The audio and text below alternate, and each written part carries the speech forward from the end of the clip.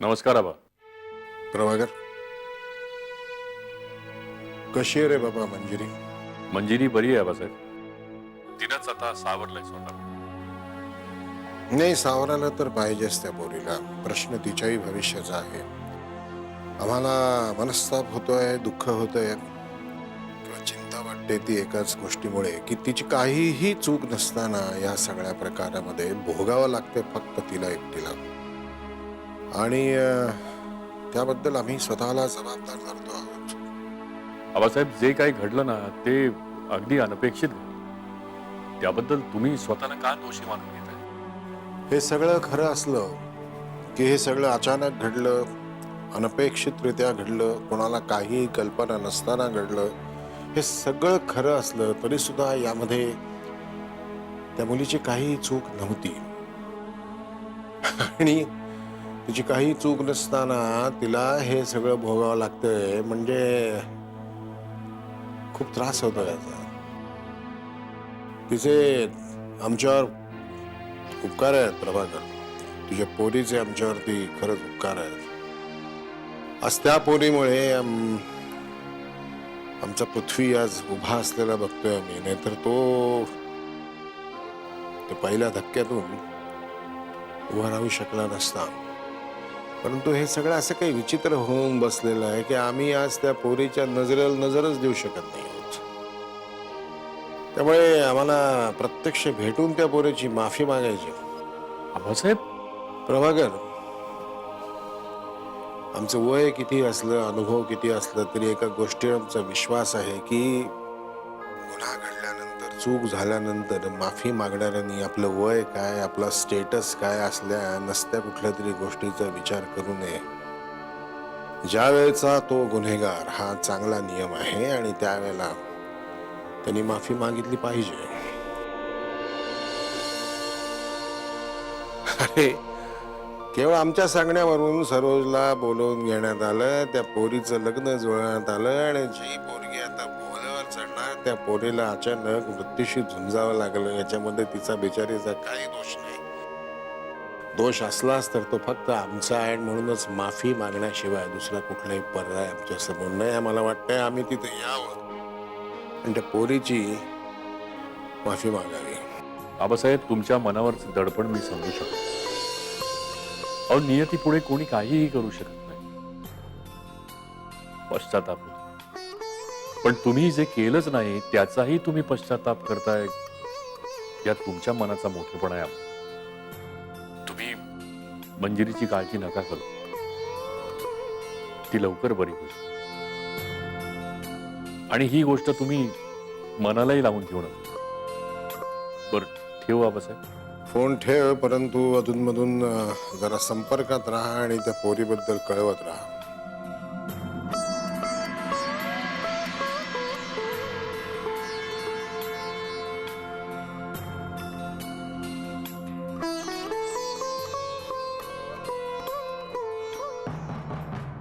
प्रभाकर,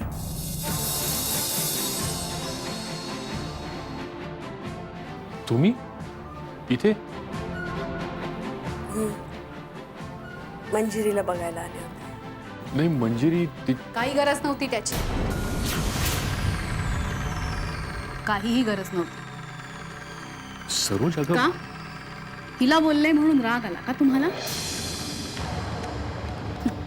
हे सगळेजण आपला संसार उद्ध्वस्त करायला टपलेले. या बयेचा आधी राजवाड्यानं अडकवून झालं जाळ्यात, आणि आता मंजिरीचं कारण सांगून तुम्हाला आपल्या जाळ्यात अडकवू बघते. सरोजताई, प्लीज. काही चुकीचं बोलत नाहीये मी. तुझा सगळा डाव लक्षात आलाय माझ्या. पण माझी मंजिरी तुझ्या सहानुभूतीने नाही बरी होणार. उलट माझा संसार उद्ध्वस्त होईल. एक लक्षात ठेव, मी काही त्या सुमतीसारखी डोळे बंद करून बसणार नाहीये. निघ तू इथून. तिला जायला सांगा. सरोज, अगं तोंड सांभाळून बोल. ती प्रभाकर, येते मी.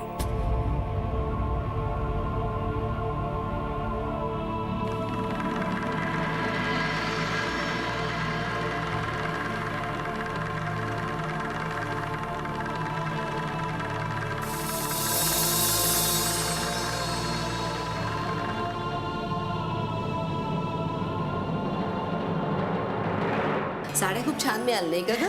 हो ना. अंजली बद्दल काय मत आहे तुमचं? अंजली म्हणजे अगदी सुशिक्षित, इनामदारांच्या घराण्याला शोभेल अशी योग्य सून आहे. हो, अगदीच खरंय. इनामदारांच्या घराण्याला अगदी साजेशी आहे. पण थोडीशी फटकळ वाटते ना? फटकळ? हो, म्हणजे त्या दिवशीचा दिवस आठवा, गृहप्रवेश हो. त्या दिवशी आबासाहेबांना कसं बोलली ती, त्यामुळे. आणि अख्खा दिवस घरात ड्रेस घालूनच असते. म्हणजे कुणी जर का पाहिलं तर काय म्हणतील, इनामदारांच्या सुनेला वळण नाही म्हणून. हो ग, इनामदारांच्या घराण्यातल्या सुनेचा पदर कधी डोक्यावरून खाली नाही उतरला. तिचं हे ड्रेसेस घालणं बंदच केलं पाहिजे आता. हो, पण सांगणार कोण तिला? कोण म्हणजे? मीच सांगणार तिला. नाही नाही, नको. मावशी, तुम्ही 4 दिवसांसाठी इथे येता. आजपर्यंत कधी तुमचा अपमान झालाय का? जर का तिला ते आवडलं नाही, फटकळपणा काही बोलली तर नको नको, तुमचा अपमान व्हायला नको ह्या सगळ्या. अशी कशी फटकून बोलेल? नाही नाही, मी सांगणारच तिला. अहो नको. पृथ्वी भाऊजी सुद्धा असतात आणि पृथ्वी भाऊजी सगळं काही तिच्या कलेकलेनं घेतात. आजपर्यंत कधीतरी त्यांनी तुम्हाला दुरुत्तर केलंय का? कधीच नाही की नाही. चुकून जर का काही बोलले ना तर तुम्हाला खूप वाईट वाटेल. तो शेंबडा पृथ्वी काय बोलेल मला? आणि जर का तिच्या कलाने तो काही मला बोलला ना, तशी एक कानाखाली मारीन त्याच्या मी. ते काही नाही विजया, मी तिला जाऊन सांगतेच आता. नाही नाही, म्हणजे इतकं काही नाही. मला फक्त एवढंच सांगायचं होतं की अंजली स्वाभिमानी आहे. इनामदारांची सून असण्यापेक्षा पहिल्यांदा ती समाजसेविका आहे. अंजली परांजपे. आणि तिच्या हाताखाली हजारो कामगार असतात. मोठमोठ्या कंपनीचे मालक तिच्या नावानं चळचळ कापतात. म्हणून म्हटलं की तुम्ही तिला. आणि कसं आहे की अंजली स्वतःचे निर्णय स्वतःच घेते, म्हणून तुम्ही काही बोलू नका. असेल, हे घर आहे, इथले निर्णय आम्हीच घेणार. अहो बघतेच तिला मी कसं ऐकत नाही ते ती माझं. मावशी, ऐकू. विजया, तू गप्प बस, मी बघते तिला बरोबर आता. अहो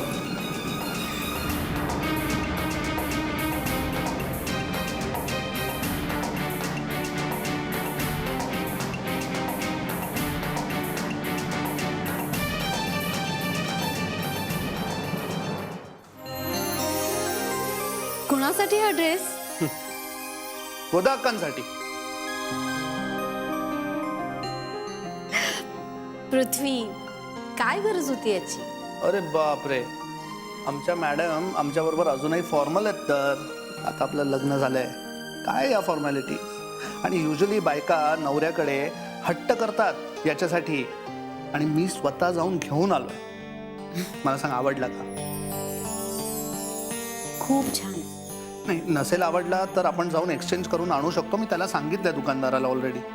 अरे खरंच खूप आवडला मला, मस्त. नक्की आवडला ना? हो. मग एक काम कर, पॅक कर, गावाला घेऊन जाऊ, तिथे तू हे का. ठीक आहे. एक मिनिट. अंजली, यापुढे तू हे असले ड्रेसेस वापरायचे नाहीयेत, फक्त साड्या नेसायच्या.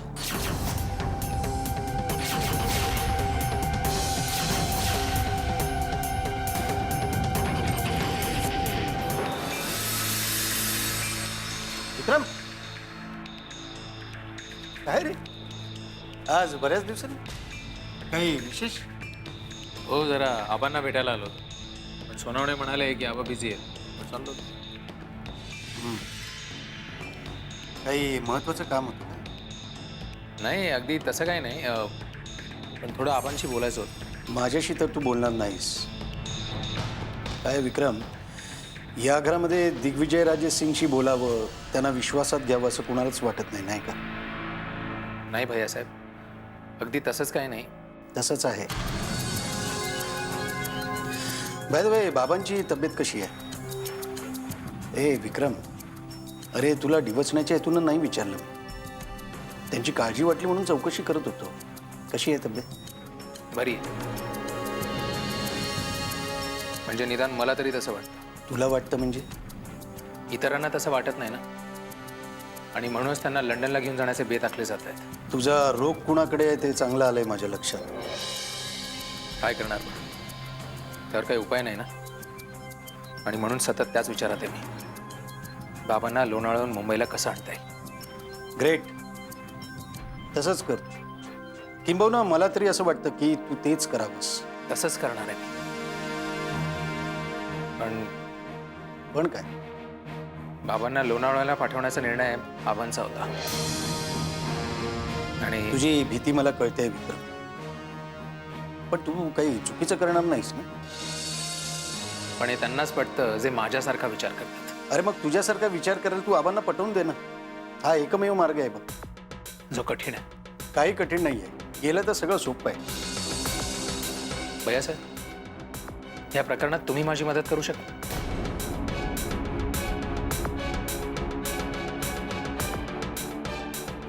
त्यापेक्षा तुझे बाबा लोणावळ्याला राहिलेलेच बरे. म्हणजे अरे आजपर्यंत आबासाहेबांनी माझं कधी ऐकलंय म्हणून ते आज ऐकतील. अच्छा, याचा अर्थ ते माझे ऐकणार नाहीत. का? आबा कामिनीच्या फेवरमध्ये आहेत. ते माझं ऐकणार नाही. कामिनीचंच काहीतरी करायला हवं.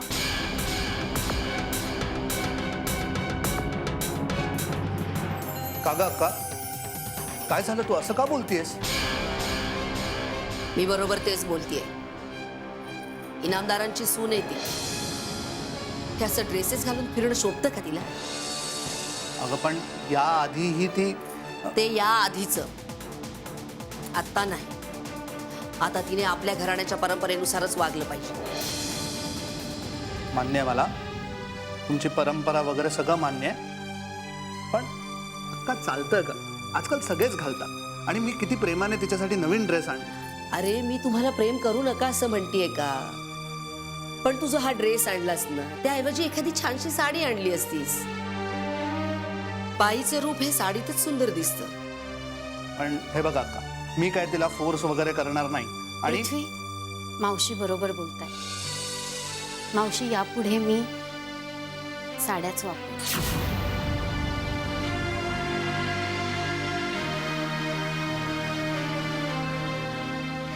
जी सून घरातल्या चालीरीतींचा, परंपरांचा आदर करते, तीच सून खऱ्या अर्थाने घर सांभाळू शकते. आणि घर हे त्या घरातल्या माणसांनी बनतं, आणि माणसाला माणूस बनवते ते त्या घराचे संस्कार आणि संस्कृती. हो की नाही? पाहिलंच पृथ्वी, तुझ्यापेक्षा माझी सून किती हुशार आणि समजूतदार आहे ते.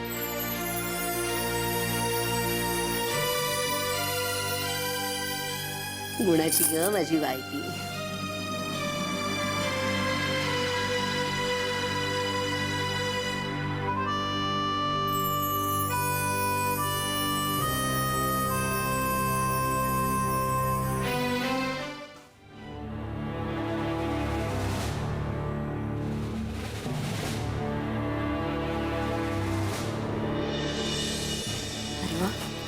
आलात? बरं झालं. काय म्हणतात सरोज ते? प्रभाकरराव काय म्हणाले? आणि मुख्य म्हणजे मंजिरी कशी? काय झालं? बरं, निदान मंजिरी कशी आहे हे तरी सांगाल का? मंजिरी कशी हे कळायला ती भेटायला तर हवी ना. म्हणजे भेट नाही झाली तुमची? मी प्रभाकरच्या घरी गेले, प्रभाकर भेटले, मग सरोज वहिनी आल्या आणि नको नको त्या बोलल्या.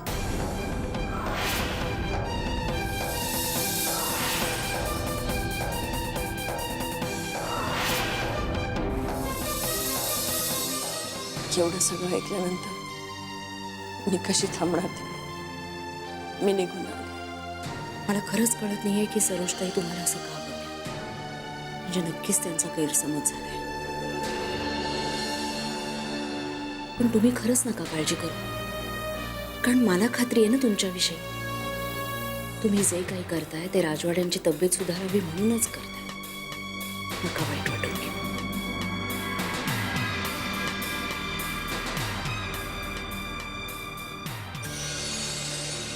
दोघांनी दुःखी राहण्यापेक्षा कोणीतरी एकाने सुखात राहणं जास्त योग्य आहे. करशील माझ्याशी लग्न?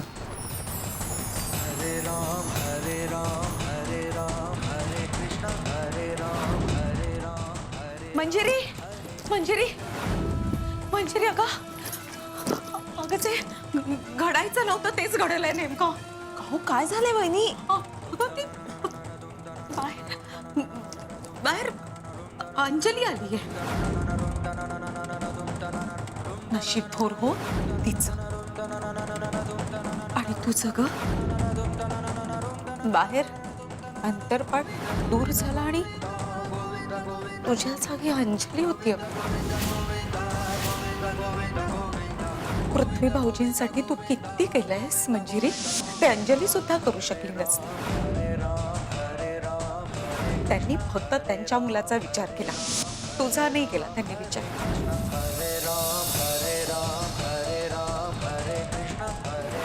आणि पृथ्वी भाऊजी अंजली समोर आल्यावर ते सगळं काही विसरून गेले.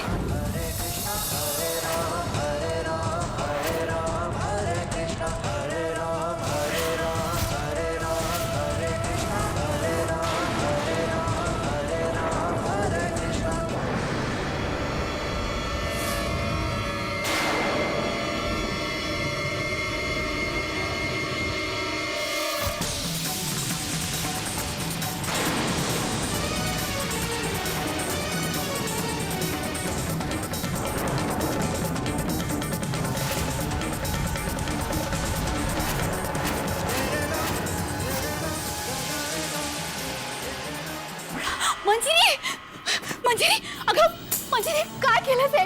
मंजिरी बाळा, अगं अगं काय काय करून बसलीस? थांब अगं, काय करून बसलीस हे?